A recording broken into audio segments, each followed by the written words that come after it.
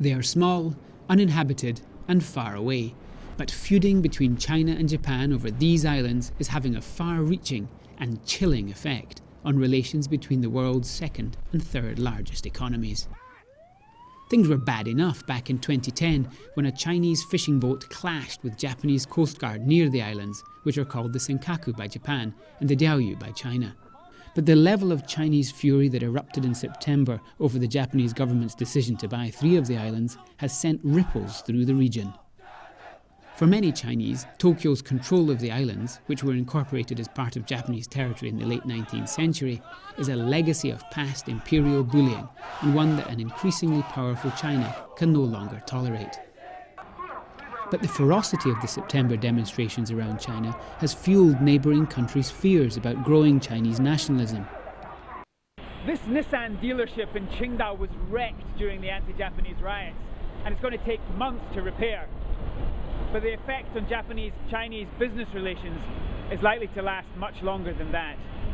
Well, communism being officially dead, I think the regime has to rely on appeals of nationalism to keep the country together and to justify the Communist Party's legitimacy. Some analysts say leadership changes this year in both countries bring an opportunity to stabilise ties. But with Chinese state vessels now routinely challenging Japanese control of the island's territorial waters, there's real danger of a new clash.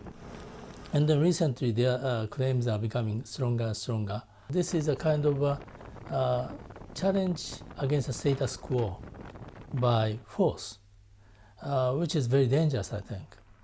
The island dispute is hardening Japanese people's attitudes towards China and is one factor behind the rightward shift in politics and the emergence of new nationalist parties.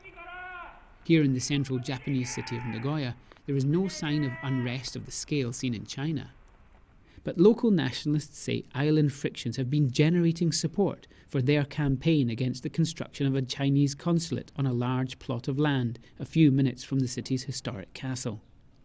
実際今中国がやってること、反日暴動で石投げたりするとこ見たり、窓を壊したりとウィンドウを壊したりする、略奪するとこ見てまして、やっと日本人も人たちも中国で本質はこうだってことに気がつき始めたと思います。